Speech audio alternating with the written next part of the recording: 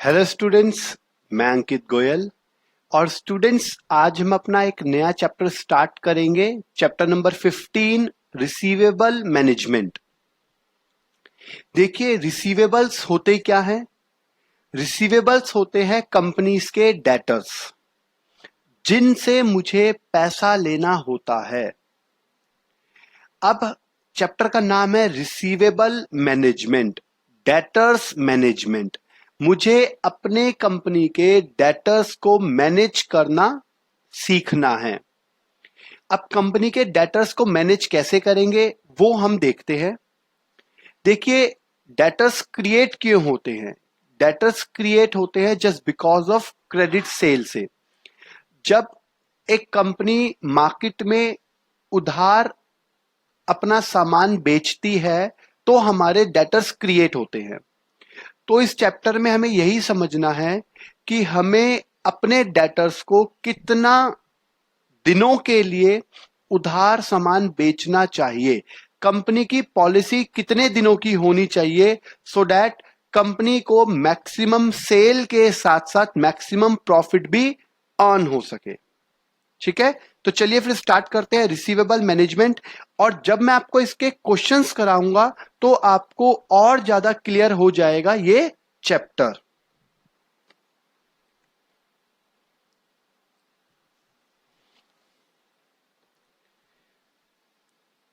Chapter number है ये मेरे पास 15।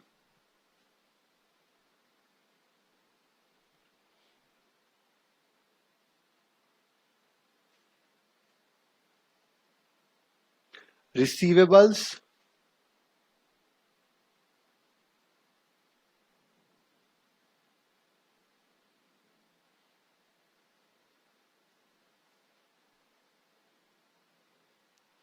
Receivable management.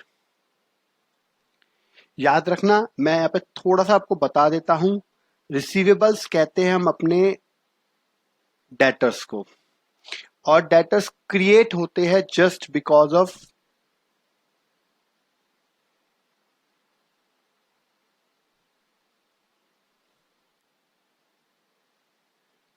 क्रेडिट सेल से। डेटर्स क्रिएट होते हैं just because of credit sale से। तो हमें यहीं पर यही देखना होता है कि मेरे कितने क्रेडिट सेल पर कितने डेटर्स क्रिएट हो रहे हैं। और मेरे पास इस चैप्टर में अलग अलग अलग अलग कई प्रोविजंस या प्रपोजल्स दे रखे होते हैं। जैसे कि हम अपनी क्रेडिट पॉलिसी 30 डेज की करते हैं, 60 डेज की करते हैं, 45 डेज की करते हैं, 90 डेज की करते हैं। तो देखिए, जितने ज्यादा दिनों की क्रेडिट पॉलिसी हम अलाउ करेंगे उतनी ज्यादा सेल्स इंक्रीज हो जाएगी। क्योंकि अगर कम डेज के लिए मैं अगर दूंगा लोगों को उधार सामान, तो कुछ लोग तो मेरे से सामान परचेज करेंगे लेकिन कुछ नहीं करेंगे। लेकिन अगर मैं लोगों को ज्यादा टाइम के लिए सामान उधार दूं, मैंने बोला कि मैं आपको 90 डेज के लिए सामान उधार देता हूं, विद इन 90 डेज आप मुझे जब मर्जी आके पैसे दे देना, तो बहुत सारे कस्टमर्स मेरे से सामान लेके जाएंगे। लेकिन अगर मैं बोलूं कि मैं आपको सिर्फ मैक्सिमम 30 डेज के लिए ही सामान दूंगा उधार, 30 डेज के अंदर अंदर आपको पैसा देना है, तो बहुत सारे कस्टमर्स मेरे से सामान नहीं लेके जाएंगे। तो हमें यही देखना है कि कंपनी को कितने दिनों के लिए मैक्सिमम उधार सामान देना चाहिए। क्योंकि अगर हम ज्यादा टाइम के लिए सामान उधार देते हैं तो उसमें दो ड्रॉबैक्स भी होते हैं, डीमेरिट्स होते हैं दो। क्या होते हैं वो समझना। सबसे पहला कि मेरे बैड डेट्स होने के चांसेस बढ़ जाते हैं। और दूसरा, अगर मैं बहुत ज्यादा दिनों के लिए सामान उधार दूंगा तो मेरी इन्वेस्टमेंट मार्केट में बहुत ज्यादा टाइम के लिए ब्लॉक हो जाएगी, और उस इन्वेस्टमेंट के ऊपर हो सकता है मुझे भी कॉस्ट बियर करनी होती हो। तो इसका मतलब मुझे कम दिनों के सामान पर मुझे बैड डेट्स भी कम हो जाएंगे और मार्केट में कॉस्ट भी कम बियर करनी पड़ेगी। लेकिन कम दिनों पर कम सेल भी होगी, ये याद रखना। तो हमें यही चेक करना है इस चैप्टर में कि मुझे कितने दिनों के लिए अपनी सेल्स को क्रेडिट बेसिस पर देनी है। ठीक है, चलिए अब क्वेश्चन देखते हैं हम पहले।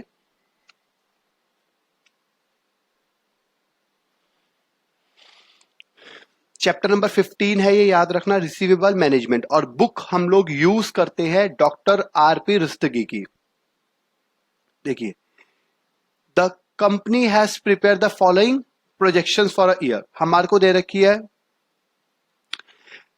सेल्स है मेरे पास 21,000 यूनिट्स की, सेलिंग प्राइस है 40 रुपीज का, वेरिएबल कॉस्ट है 25 रुपीज का, फिक्स्ड कॉस्ट है 2,10,000 की। क्रेडिट पीरियड अलाउ है 1 मंथ का। ये तो मुझे दे रखा है ओल्ड प्रपोजल। अब न्यू में क्या दे रखा है वो कंपनी देखते हैं। कंपनी क्या करती है, कंपनी अपनी क्रेडिट पॉलिसीज को थोड़ा सा चेंज करती है। Creditors period allow its customer from 1 month to 2 month. Company जो है अपने क्रेडिटर्स को 1 महीने के बदले 2 महीने के लिए उधार माल देना चाहती है, चेंज करना चाहती है। इससे होगा क्या कि change the policy as above will increase the sales by 8%। और अगर हम ऐसा करते हैं तो उससे मेरी कंपनी की जो सेल है वो 8% इंक्रीज हो जाएगी। अब कंपनी चाहती क्या है, the company desire return 25% on its investment. अब देखिए, अगर कंपनी ऐसा करती है तो कंपनी की जो मार्केट में जो एक्स्ट्रा मनी ब्लॉक हुई, पहले 1 महीने का उधार देती थी, अब कंपनी 2 महीने का देती है, उससे सेल भी इंक्रीज हो जाती है। तो कंपनी की कहीं ना कहीं एक्स्ट्रा कॉस्ट मार्केट में लगेगी। जब मैं लिख के बताऊंगा तो समझ में आएगा। तो मुझे बताना है कि क्या कंपनी को ये वाली पॉलिसी एक्सेप्ट करनी चाहिए या नहीं करनी चाहिए। कंपनी की मिनिमम डिजायर्स टू रिटर्न कितनी है, 25%। कंपनी को कम से कम 25% का प्रॉफिट तो चाहिए ही चाहिए। अगर इससे प्रॉफिट कम होता है तो हम एक्सेप्ट नहीं करेंगे, इससे ऊपर होगा तो मैं एक्सेप्ट कर लूंगा। देखिए, जब मैं इसको लिख के कराऊंगा तो वो कॉन्सेप्ट आपको मेरे वाला समझना है और मेरे तरीके से ही आप इसका सॉल्यूशन करेंगे।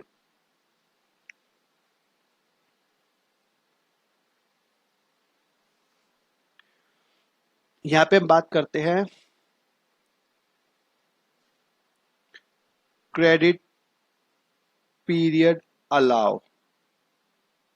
ये क्वेश्चन नंबर 15.1 है और पेज नंबर है ये बुक का मेरे पास 351 पर। ठीक है, क्रेडिट पीरियड अलाउ हमें किया गया है 1 मंथ और 2 मंथ। ठीक है, ये याद रखना है आपने।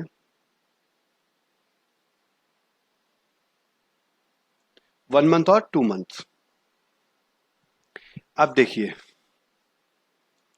सबसे पहले हम बात करते हैं सेल की। सेल दे रखी है हमें 2 टाइप से। एक तो दे रखी है 21,000 यूनिट इनटू में 40 रुपीज के अकॉर्डिंग। ये प्रपोजल 1 की दे रखी है। और प्रपोजल 2 में क्या दे रखा है कि मेरी सेल इंक्रीज हो जाएगी 8% से।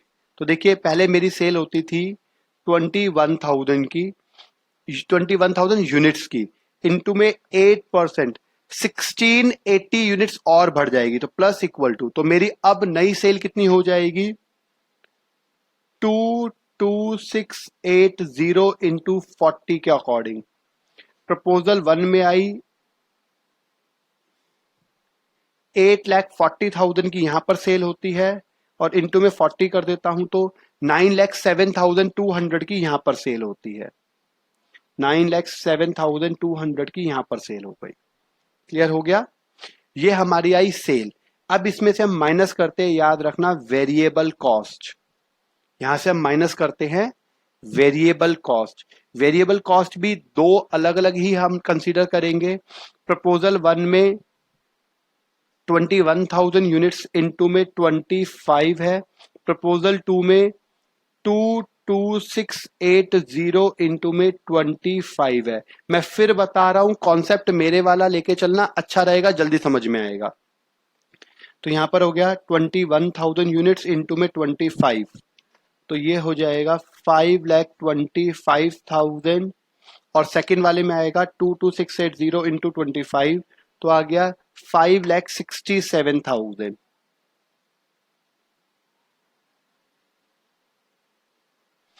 हम और इसमें से माइनस करेंगे fixed cost. Fixed cost question में गिवन है 2,10,000 की, और वो तो दोनों के लिए ही कॉमन होगी 2,10,000। याद रखना फिक्स्ड कॉस्ट कभी भी चेंज नहीं होती है, ठीक है, चाहे हम 1 यूनिट का प्रोडक्शन करें, 100 यूनिट का करें या 1 लाख यूनिट का करें, फिक्स्ड कॉस्ट सेम। अगर मैं बात करूं यहां पर टोटल कॉस्ट, याद रखना आपने टोटल कॉस्ट जरूर करनी है। टोटल कॉस्ट क्या हो जाएगी? टोटल कॉस्ट होती है variable cost plus fixed cost, इन दोनों को ऐड करूंगा तब मेरी बनेगी टोटल कॉस्ट। तो इसको ऐड किया तो ये आ गया 7,35,000, और यहां पर इन दोनों को ऐड किया तो आ गया 7,77,000। अब आप खुद देखो, ये है मेरी सेल और ये है मेरी टोटल कॉस्ट, तो कहीं ना कहीं मुझे प्रॉफिट आ जाएगा मेरे पास। प्रॉफिट कितना आएगा? This amount minus this amount, तो 1,05,000 रुपीज का प्रॉफिट तो यहां पर आ गया, और यहां पर हो जाएगा 9,07,200 माइनस 777,000, तो ये आ गया 1,30,200। 1,30,200 का ये आ गया। क्लियर है? देखो अगर मैं बात करूं, मेरे पास पहले वाले प्रपोजल में जो प्रॉफिट आ रहा था वो इतना आ रहा था, सेकंड वाले प्रपोजल में प्रॉफिट आया इतना, लेकिन अब हम बात करेंगे इसके आगे की, वो जरा ध्यान से समझना है। मैं यहां पर लिखता हूं मनी ब्लॉक, मैं यहां पर लिखता हूं मनी ब्लॉक, और इसी को हम बोलते हैं बुक में एवरेज डेटर्स, और इसी को हम बुक में बोलते हैं एवरेज डेटर्स। अब ये एवरेज डेटर्स क्या है, जरा वो ध्यान से देखते हैं हम, इस पॉइंट को समझना। मनी ब्लॉक या एवरेज डेटर्स, टोटल कॉस्ट इसको निकालते हैं हम लोग, टोटल कॉस्ट इनटू में time divided by total days oblique months. अगर हम बात करें कितने दिनों की बात करते हैं, अगर हम बात करते हैं यहां पर, जैसे ये क्वेश्चन में हम बात कर रहे हैं मंथ्स में, हम क्वेश्चन में बात कर रहे हैं मंथ्स में, तो आपको यहां पर divided by total months, months होते हैं 12, टाइम का मतलब हो गया, ये देखिए ये है 1 मंथ है तो 1 लेंगे, 2 मंथ है तो 2 लेंगे। अब मैं आपको लिख के बता रहा हूं, समझ में आ जाएगा, और यही इस चैप्टर का सबसे इंपॉर्टेंट पॉइंट भी है। तो ये जो मैंने आपको बताया है, इस फॉर्मूले को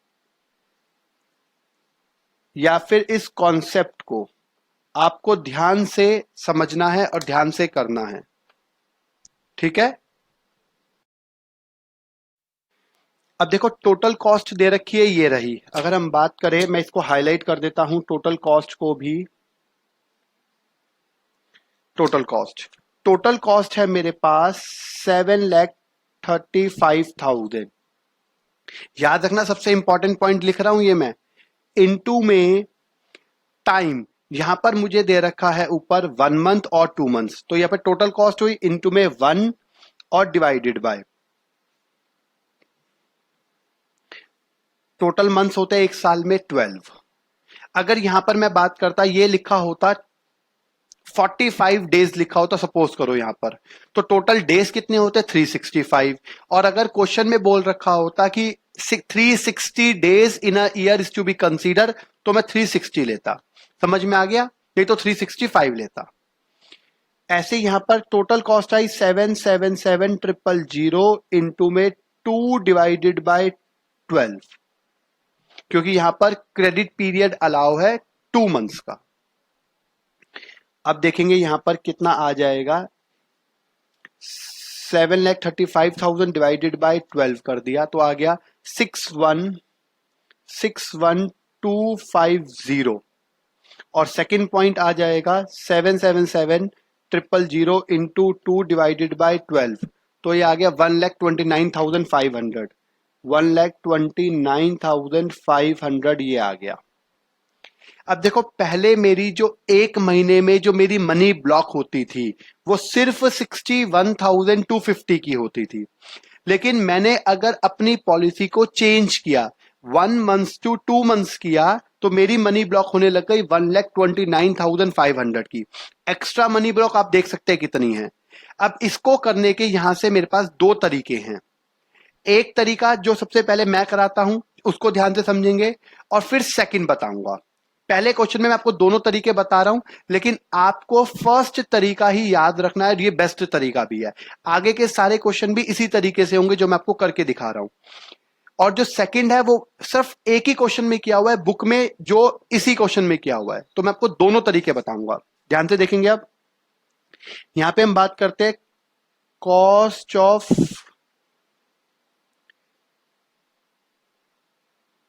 इन्वेस्टमेंट की।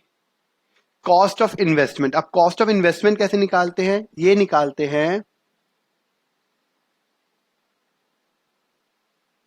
मनी ब्लॉक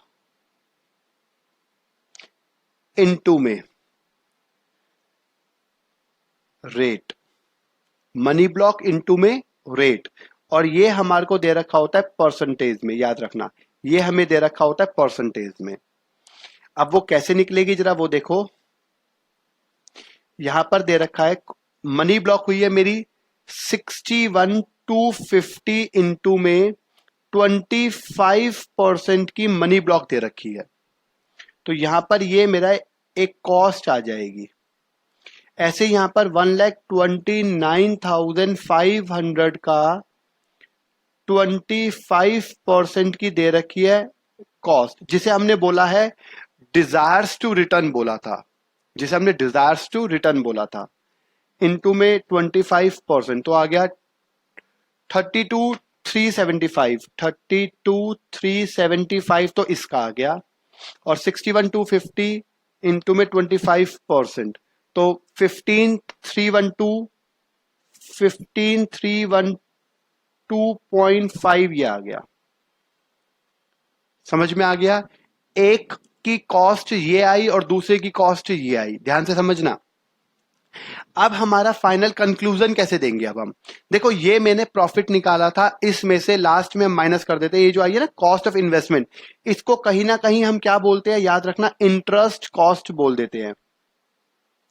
इंटरेस्ट कॉस्ट बोल देते हैं, याद रखना इस पॉइंट को। इसे क्या बोल देते हैं? Interest cost. तो ये हमने इंटरेस्ट कॉस्ट, इस प्रॉफिट में से इंटरेस्ट कॉस्ट को माइनस करेंगे और तब जो आंसर आएगा वो हम एक्सेप्ट कर लेंगे।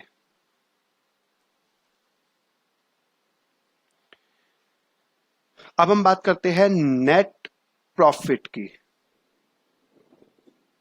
नेट प्रॉफिट, नेट प्रॉफिट कैसे निकालते हैं? जो हमने प्रॉफिट माइनस इंटरेस्ट कॉस्ट किया है, प्रॉफिट माइनस इंटरेस्ट कॉस्ट करेंगे तो क्या आ जाएगा मेरा?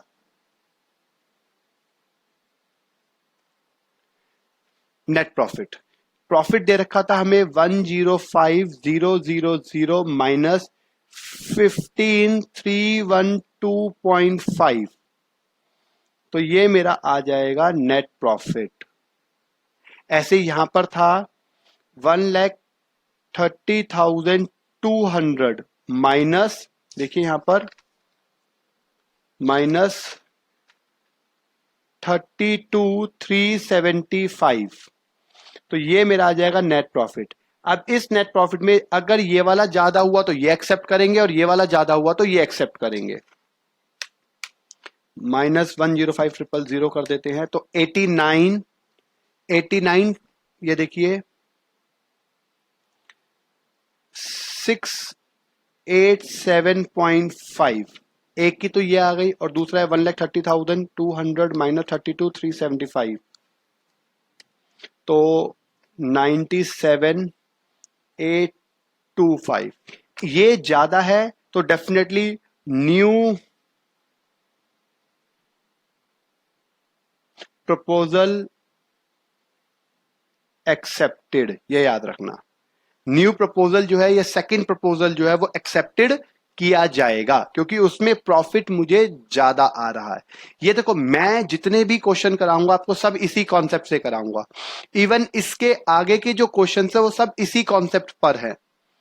अब मैं बात करता हूं इससे, जो बुक में कॉन्सेप्ट दे रखा है, आप देखिए यहां पर देखो, ये हमने टोटल कॉस्ट निकाली, ये 1 मंथ का हमारे को टाइम पीरियड गिवन था, एवरेज डेटर निकाल दिया, उसका कॉस्ट निकाल दी ये इन्होंने, और ये उसका प्रॉफिट निकाल दिया।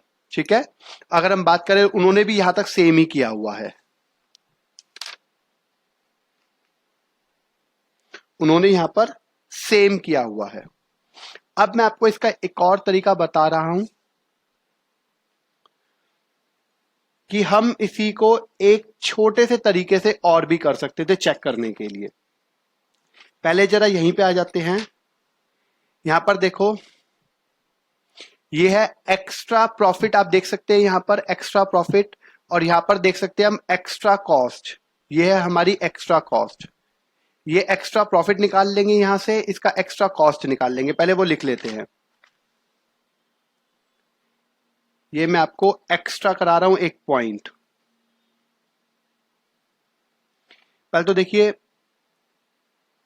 अगर हम बात करें एक्स्ट्रा प्रॉफिट की, एक्स्ट्रा प्रॉफिट कैसे निकालेंगे, 1,30,200 माइनस 1,05,000। न्यू प्रपोजल में जो प्रॉफिट आया था आप देख सकते हैं यहां पर, वो आया है 1,30,200 और ये था 1,05,000। तो एक्स्ट्रा प्रॉफिट हो गया मेरे पास 25,200 का एक्स्ट्रा प्रॉफिट हो गया। अब हम बात करते हैं एक्स्ट्रा कॉस्ट की।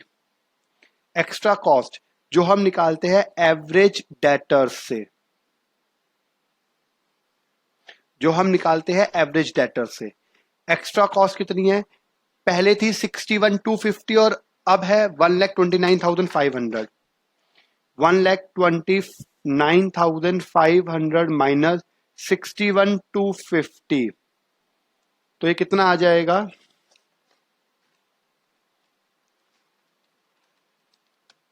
68,250 आ गया।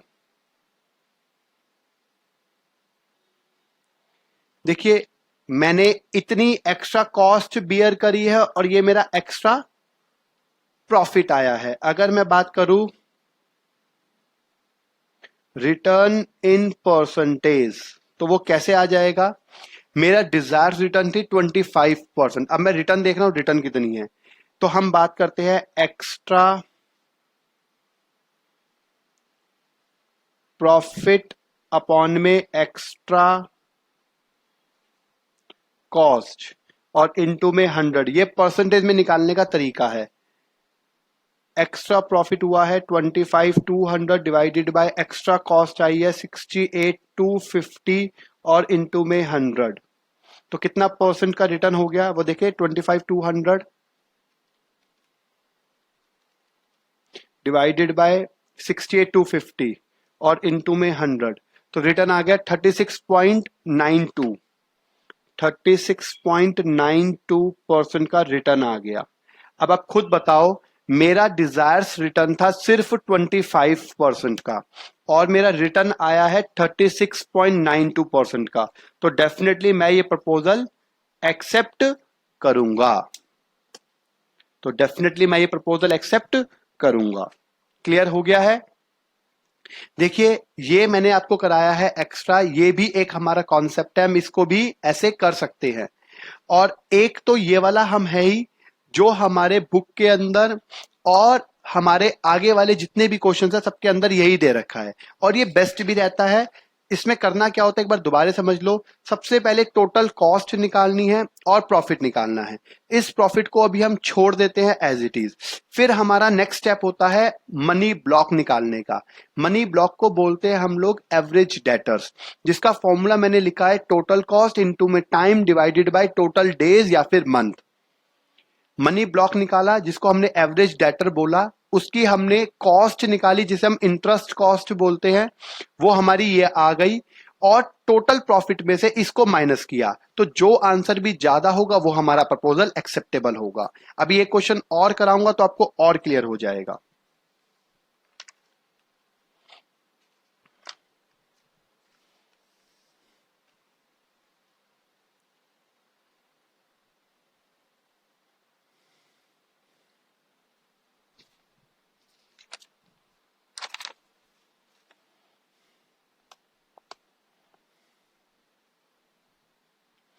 देखिए, ये है हमारे पास 15.2। ABC company is making a sale 16 lakh rupees and it's extend a credit 90 days। मेरी कंपनी जो है वो 16 लाख रुपीस की सेल करती है, कब? जब उसकी 90 डेज की क्रेडिट पॉलिसी है तब। अब कंपनी अपनी पॉलिसी को थोड़ा चेंज करना चाहती है, कंपनी अपनी 90 डेज वाली पॉलिसी को थोड़ा सा कम करना चाहती है। तो कंपनी ने पॉलिसी कम करी तो आ गया 75 डेज, 60 डेज, 45 डेज, 30 डेज और 15 डेज। कंपनी अपनी पॉलिसी को अब सिर्फ इतने इतने दिनों का करना चाहती है। एट प्रेजेंट जो है वो 90 डेज है। अगर हम कम करते हैं तो हमारी सेल कम हो जाएगी। मैंने पहले ही बताया है, जितने दिनों के लिए आप, जितने कम दिनों के लिए आप अपनी सेल करेंगे या क्रेडिट पीरियड करेंगे, उतनी सेल कम हो जाती है। और जितना ज्यादा दिनों के लिए आप सेल करेंगे क्रेडिट बेसिस पर, उतना ज्यादा सेल हो जाएगी। तो यहां पर ये हमारी सेल आ गई। अब देखिए, the firm has a receivable, the firm has a variable cost है 80% की। कंपनी की वेरिएबल कॉस्ट 80% है और फिक्स्ड कॉस्ट है 1 लाख। कॉस्ट ऑफ कैपिटल है 15%। यहां पर हमें साफ साफ मेंशन है कि 15% की हमारे को इंटरेस्ट कॉस्ट एक तरीके से दे रखी है। और एक साल में हमारे को 360 डेज कंसीडर करने, याद रखना मैंने पहले भी बताया था, अगर क्वेश्चन में मेंशन कर दिया जाए कि 360 days is to be taken as a in a 1 year, तो आपने इतने दिनों में, मतलब एक साल में इतने दिन ही कंसीडर करने हैं, अदरवाइज 365 करता। Evaluate different proposals, proposed policy and which policy should be adopted, और बताना है कौन सी पॉलिसी मुझे एक्सेप्ट करनी चाहिए। ठीक है, तो चलिए फिर स्टार्ट करते हैं। देखिए, यहां पर हमारे बनेंगे 6 केस, तो जरा ध्यान से समझे ना।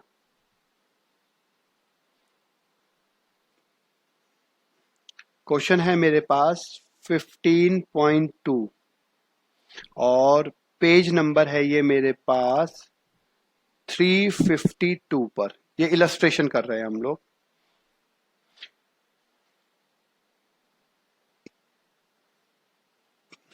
छह पॉलिसी करनी है तो मैं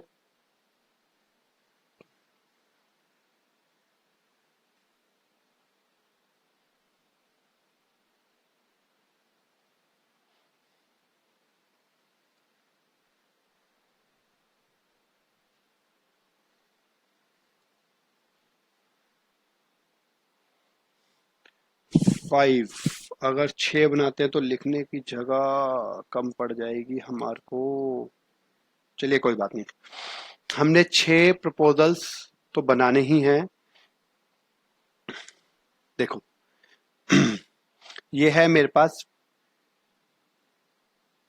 प्रेजेंट जो है 90 डेज के लिए। फिर ये हो गया 1, 2, 3, 4 और 5। एक हमारे को प्रेजेंट दे रखा है और उसके बाद ये हमारे को 5 और प्रपोजल्स दे रखे हैं। ये है 75 डेज के लिए, 60 डेज के लिए, 45 डेज के लिए, 30 डेज के लिए और 15 डेज के लिए। ये हमारे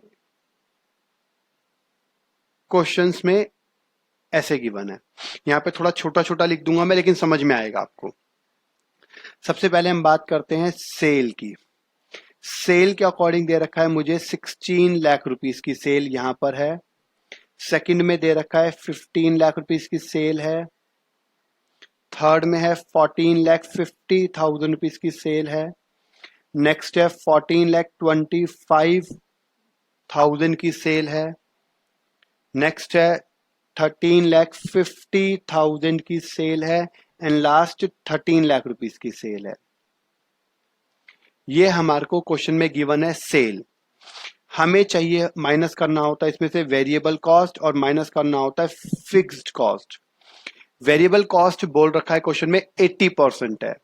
अब 80% अगर है तो कितने किसका, हमेशा सेल का कंसीडर करते हैं, तो 80% ऑफ सेल, तो वो आ जाएगा 12,80,000, यहां हो जाएगा 12 लाख रुपीस। नेक्स्ट 11,60,000 हो जाएगा, 11,40,000 हो जाएगा, 10,80,000 हो जाएगा और लास्ट 10,40,000 हो जाएगा। देखो मैंने क्या किया है, मैंने इस सेल का 80% निकाल के रख दिया है।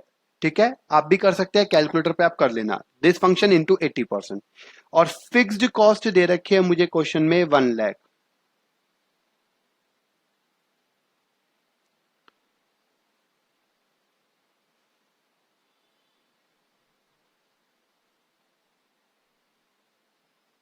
तो इसका मतलब टोटल कॉस्ट आ जाएगी मेरी, टोटल कॉस्ट कितनी आ गई, यहां हो जाएगी 13,80,000 की।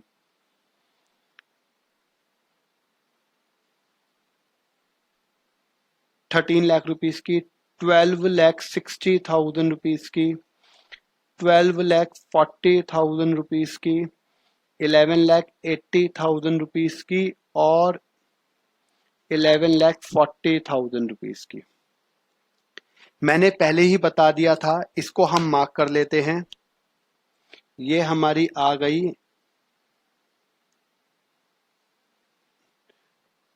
Total cost. हमें चाहिए होता है प्रॉफिट।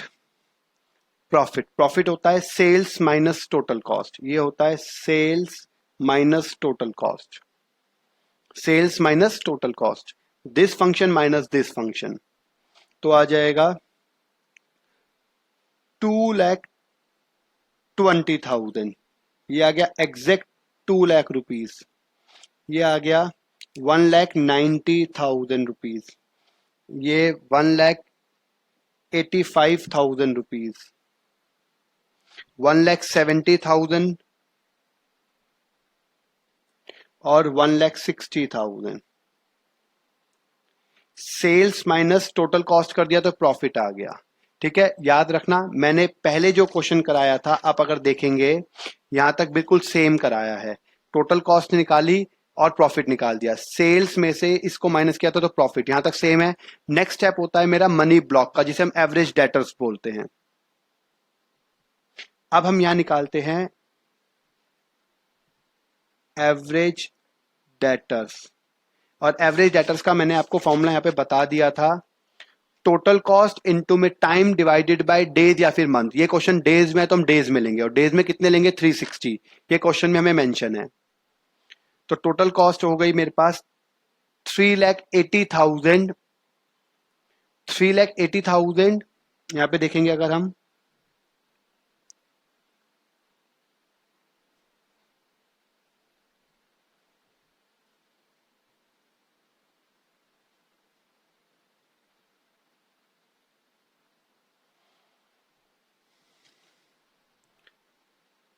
सॉरी 3 लाख नहीं, 13,80,000 इनटू में डेज है ऊपर देखिए 90 डेज, तो इनटू में 90 बाय 360, ऐसे यहां पर हो जाएगा 13 लाख इनटू में 75 बाय 360, यहां पर हो जाएगा 12,60,000 इनटू में 60 by 360। Next 12,40,000 multiply by 45 by 360, 11,80,000 multiply by 30 by 360 and last 11,40,000 multiply by 15 by 360।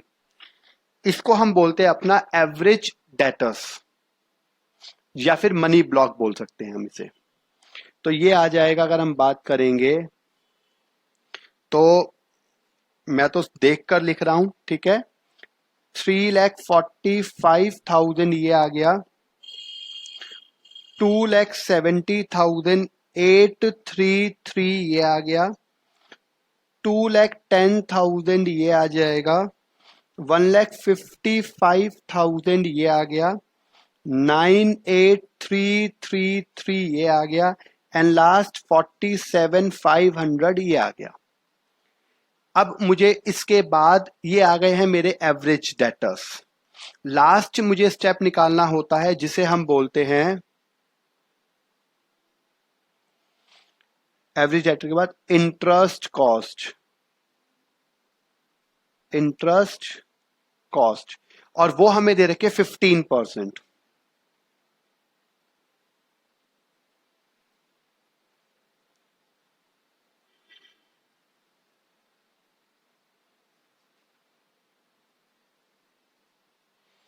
और वो हमें दे रखी है 15%। किसकी? ये जो हमारे को दे रखा है हमारा एवरेज डेटर्स की। तो यहां निकालेंगे 3,45,000 इंटू 15 डिवाइडेड बाय 100। ये इंटरेस्ट कॉस्ट निकाल रहे हैं। थोड़ा छोटा लिख रहा हूं, अगर आपको समझ में ना आ रहा हो तो मैं बोल रहा हूं, वो ध्यान से समझना। फिर नेक्स्ट है, ये हम निकालते हैं, याद रखना हमेशा इसकी निकालते हैं। ये हमेशा इसकी निकालते हैं, ठीक है।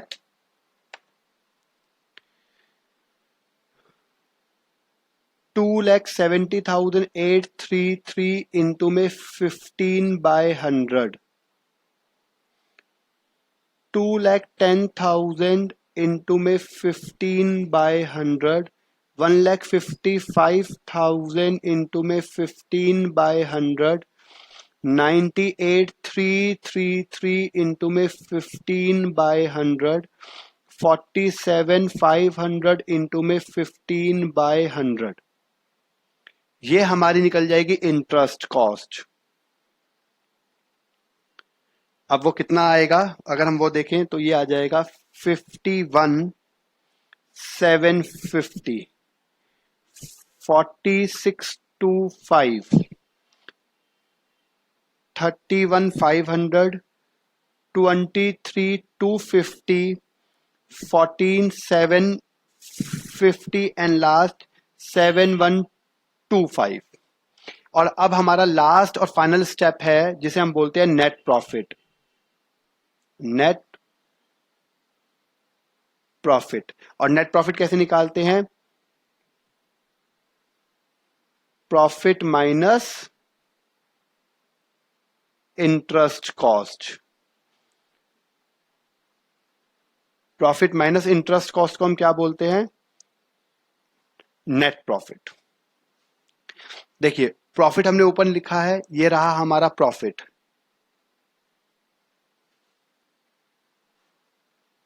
ये रहा हमारा प्रॉफिट और ये रही हमारी इंटरेस्ट कॉस्ट। एक एक करके दिस माइनस दिस। मैं यहां पे जरा एरो बना देता हूं, आपको समझ में आ जाएगा। मैं इसका और इसका रिलेशन लेके चल रहा हूं, ठीक है, इन दोनों का, इसका और इसका। समझ में आ गया? ये है प्रॉफिट और ये है इंटरेस्ट कॉस्ट। तो जो आंसर आएगा वो हमारा फाइनल आंसर हो जाएगा 1,68,250 ये आ गया। 1,59,375। 1,58,500। 1,61,750। 1,55,250 एंड लास्ट 1,52,875। ये हमारा फाइनल स्टेप आ गया। अब आप खुद देखो कि आपका सबसे बेस्ट पॉलिसी कौन सी है। तो अगर मैं बात करूं सबसे बेस्ट पॉलिसी तो यही है, फर्स्ट वाली, मतलब प्रेजेंट पॉलिसी सबसे बेस्ट है। लेकिन उसने बोला है क्वेश्चन में हमें कि हमें अपनी पॉलिसी को चेंज करना है, हमें अपनी पॉलिसी को चेंज करना है। तो हमें इस पॉलिसी के अलावा देखना सबसे बेस्ट कौन सा हुआ। तो इस पॉलिसी के अलावा सबसे बेस्ट हुआ हमारे पास ये वाला। समझ में आ गया? ये वाला हमारे पास सबसे बेस्ट हुआ। और ये कितने डेज पर है? ये हमारे पास है 45 डेज पर। तो हम लिखेंगे कि proposal of 45 days is to be accepted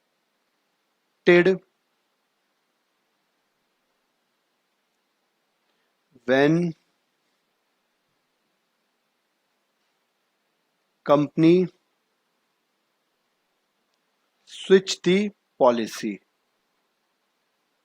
अगर कंपनी अपनी पॉलिसी को स्विच करती है तो हमारे को 45 डेज वाली जो हमारी पॉलिसी है कंपनी को वही एक्सेप्ट करनी चाहिए।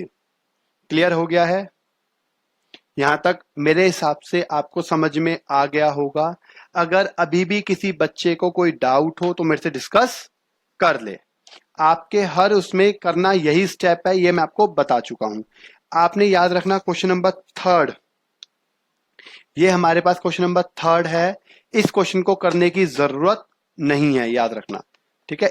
इसको करने की जरूरत नहीं है, कोई ऐसी बात नहीं है। और इसके आगे के जो क्वेश्चंस हैं वो भी बिल्कुल सेम इसी उस पर हैं। क्वेश्चन नंबर 4, 5 और 6 3 क्वेश्चन हैं। ये हम करेंगे नेक्स्ट क्लास के लिए। आज के लिए इतना बहुत है। फिर बोल रहा हूं, अगर किसी बच्चे को कोई डाउट हो तो मेरे से जरूर डिस्कस कर ले।